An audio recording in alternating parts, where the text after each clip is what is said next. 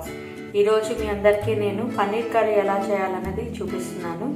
ముందుగా దానికి మనము గ్రేవీ రెడీ చేసి పెట్టుకోవాలి. సో ఫస్ట్ మనము స్టవ్ వెలిగించేసి గ్రేవీ అనేది స్టార్ట్ చేసేద్దాం. సో స్టవ్ వెలిగించుకొని కడాయి పెట్టుకొని కడాయిలో ఆయిల్ వేసి ఆయిల్ కొంచెం హీట్ అయిన తర్వాత మసాలా దినుసులు వేసుకోవాలి. మసాలా దినుసులు అంటే చెక్క, లవంగము, యాలకులు. ఇవి కొంచెం ఫ్రై అవుతున్నప్పుడు మనము దీంట్లోకి జీడిపప్పుని యాడ్ చేస్తాం. చూస్తున్నాం కదా, ఇలాగ జీడిపప్పుని యాడ్ చేసుకొని ఇవి కొంచెం ఫ్రై అవ్వాలన్నమాట బాగా.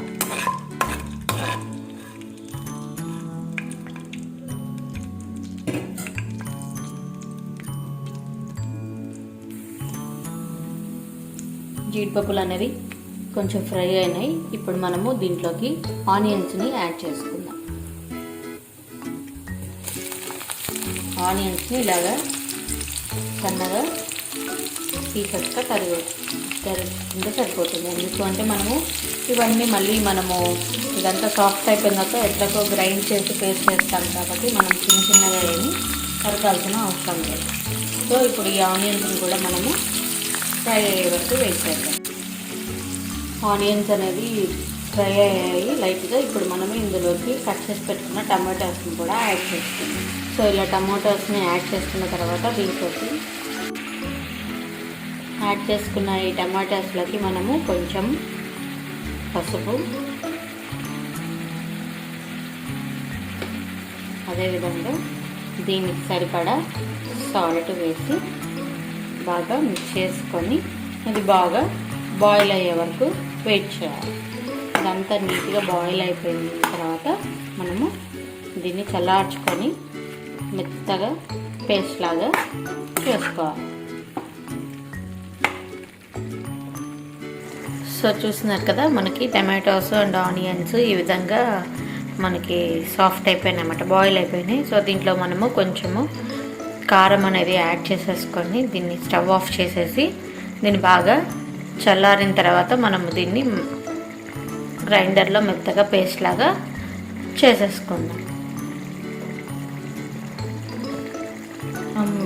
చేసి పెట్టుకున్న టమోటా అంతా ఇట్లాగా పేస్ట్ లాగా గ్రైండ్ చేసేసుకోవాలి. తర్వాత స్టవ్ వెలిగించి కడాయి పెట్టుకొని ఇందాక మనం చేసుకున్నాం కదా, అదే కడాయిలో కొంచెం ఆయిల్ వేసి ఆయిల్ హీట్ అయిన తర్వాత మనము క్యాప్సికము, ఆనియన్స్ని ఇట్లాగా క్యూబ్స్ లాగా కట్ చేసుకోవాలన్నమాట. చూస్తున్నారు కదా, క్యూబ్ లాగా. వీటిని ఇప్పుడు ఈ ఆయిల్లో వేసి ఫ్రై చేసుకుందాం.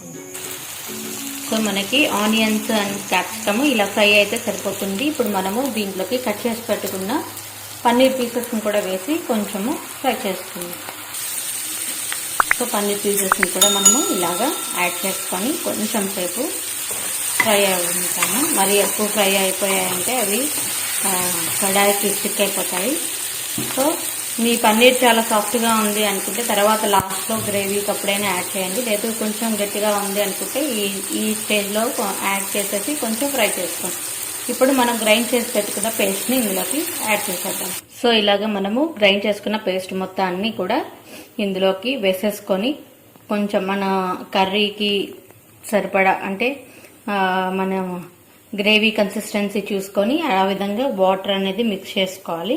మిక్స్ చేసుకున్న తర్వాత ఇక్కడ మనం ఒకసారి సాల్ట్ అండ్ కారం ఆల్రెడీ మనం గ్రేవీ చేసుకునేటప్పుడు వేసాం కాబట్టి ఒక్కసారి చెక్ చేసుకొని సరిపోలేదు అనుకుంటే ఇంకొంచెం సాల్ట్ అది యాడ్ చేసుకోవాలి. తర్వాత మీ దగ్గర ధనియా అండ్ జీరా పౌడర్ ఉంటే ఆ పౌడర్ని యాడ్ చేసుకొని ప్లస్ ఏదైనా గరం మసాలా లాంటివి యాడ్ చేసుకొని సబ్జీ మసాలా యాడ్ చేసుకోవాలన్నమాట. యాడ్ చేసుకోవాలి.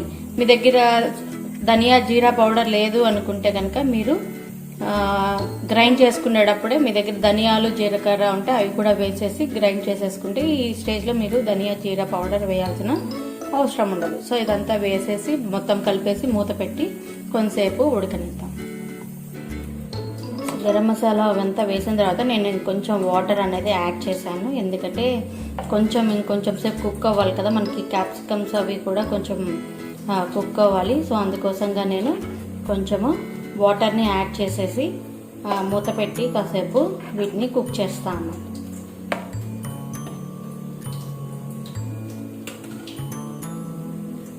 కదా కర్రీ అంతా నీట్గా బాయిల్ అవుతుంది. సో ఈ స్టేజ్లో మీ దగ్గర ఫ్రెష్ క్రీమ్ ఉంటే ఫ్రెష్ క్రీమ్ వేసుకోండి, లేదు అనుకుంటే కనుక పాల మీద మీగడ కానీ లేదా పెరుగు మీద మీగడ కానీ కొంచెం ఒక గరిటెడు వేసుకొని ఇదంతా కూడా బాగా మిక్స్ చేసేసి ఇంకా కొంచెం సేపు దీన్ని బాయిల్ చేసుకుందాం. చూస్తున్నాం కదా పన్నీర్ కర్రీ అనేది అయిపోయింది ఆల్మోస్ట్. ఇప్పుడు మనము స్టవ్ ఆఫ్ చేసేసుకొని కొత్తిమీరతో గార్నిష్ చేసుకొని సర్వింగ్ బౌల్లోకి తీసుకుంటే ఎంతో రుచికరమైన పన్నీర్ కర్రీ రెడీ. దీన్ని మీరు బగారా రైస్ కానీ, బిర్యానీలోకి కానీ, రైతా రోటీలోకి కానీ, చపాతీల్లో కానీ దేంట్లోకైనా ఇది చాలా బాగుంటుంది. మీకు కనుక ఈ వీడియో నచ్చితే లైక్ చేయండి, షేర్ చేయండి, కామెంట్ చేయండి. మీరు కనుక మన ఛానల్ని ఇప్పటివరకు సబ్స్క్రైబ్ చేసుకోకపోతే సబ్స్క్రైబ్ చేసుకోండి. మీరు సబ్స్క్రైబ్ చేసుకొని లైక్ చేస్తూ ఉంటే నాకు ఇంకా కొత్త కొత్త వీడియోస్ పెట్టాలి అని ఎంకరేజ్మెంట్గా ఉంటుంది. So please don't forget to subscribe our channel. మళ్ళొక వీడియోతో మళ్ళీ మీ ముందుంటాను. అంతవరకు bye bye. Have a nice day.